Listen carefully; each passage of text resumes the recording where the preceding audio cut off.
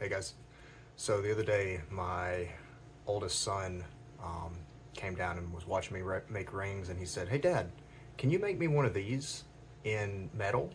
And he held up an army man. Now I know what some of you are thinking, oh, that's the wrong plastic, it won't burn out properly. Well, I got a handful of these. We're gonna give it a try. Let's go.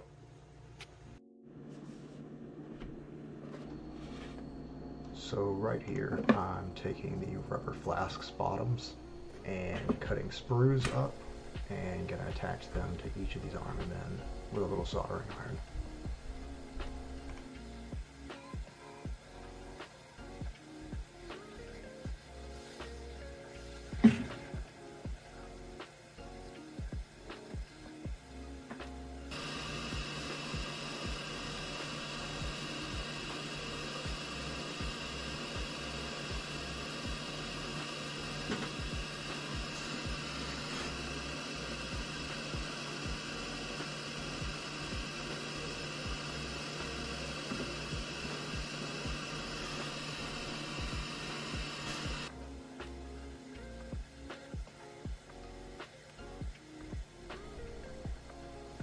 With these being very small castings, I just went with a single simple sprue design.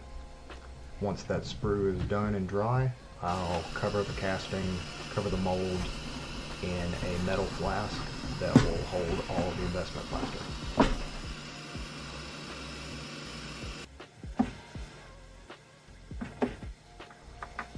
After the first flask is finished, I just rinse and repeat for the second one.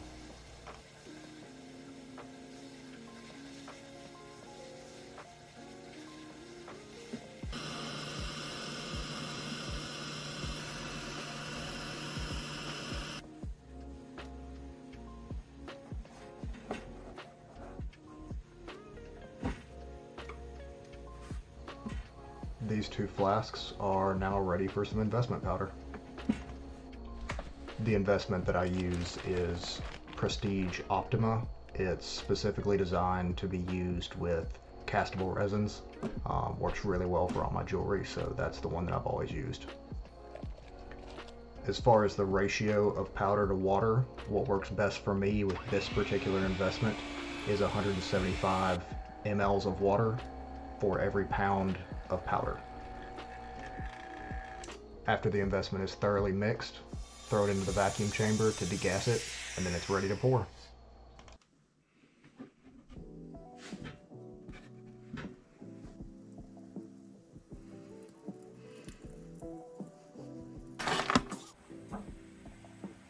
Alright, as you can see, these are hard. These are set up for about 2 hours. So let's get these rubber stoppers off and get them in the kiln. Alright, it's got the rubber stoppers off. These are looking good. So let's take these and put them over in the kiln.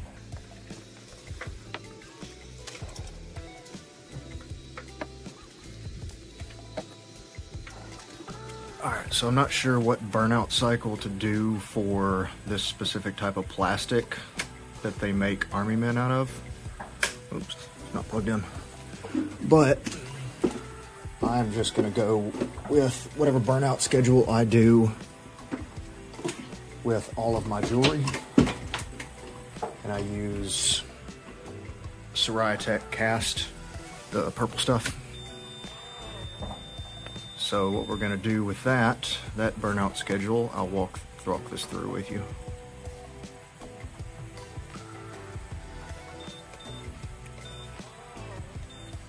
So I increase the temperature at 250 degrees an hour up until 1350 degrees. Hold that for an hour and a half, and then as fast as it can, drops it down to 1100 degrees, and then holds that for 8 hours.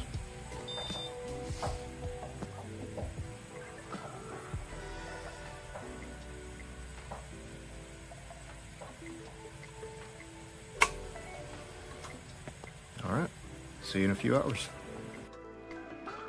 All right, we are up to temperature.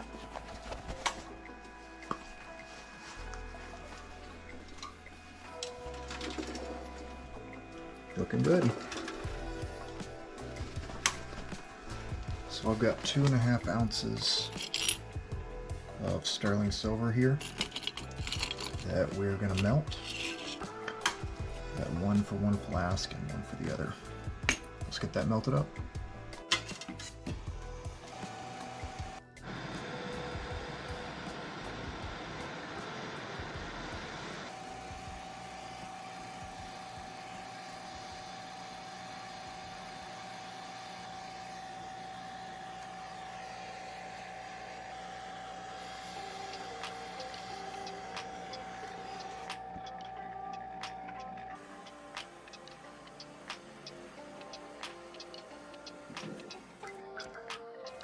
Alright, we're going to let this cool for a few seconds.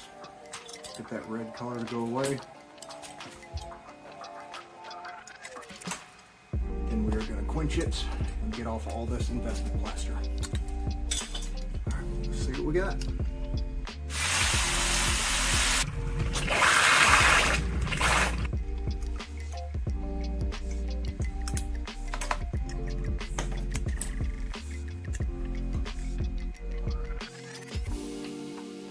I think it turned out all right.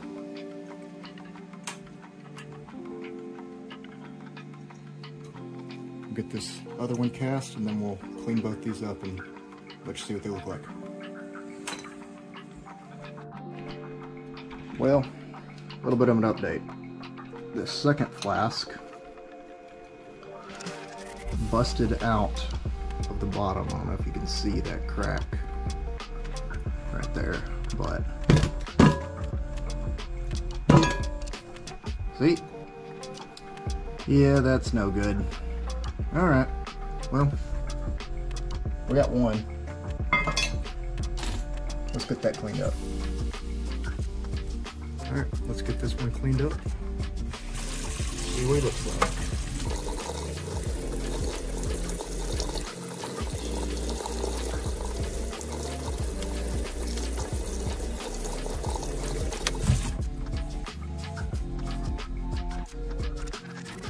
Not too bad. I'm gonna throw them in the polisher for a few minutes and get this sprue cut off and see what he looks like. All right, got the bottom cut off. Toss it in the polisher.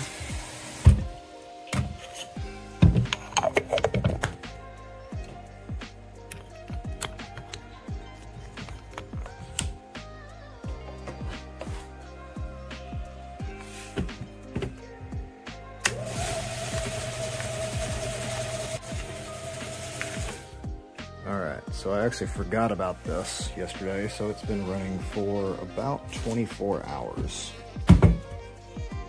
So, let me get this opened up and see what it looks like.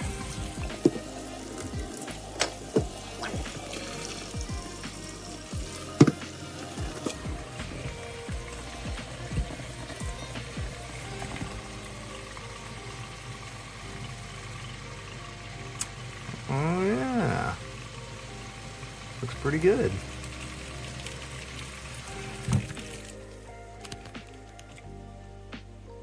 Got some nice detail on there. I need to clean up the base just a little bit, clean the bottom up. But let's get that cleaned up with a file. All right, so I got these polished up and we had one failure with the flask. So as you can see, I'm wearing some difference a new day. I went back and casted another one. So if we can get that to focus.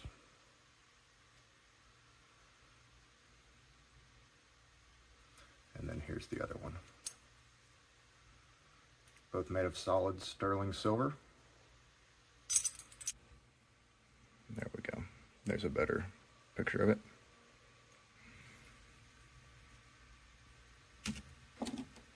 This one is 1.8 ounces. We've got a little grenade guy. This guy is 0.8 ounce. Pretty cool little project.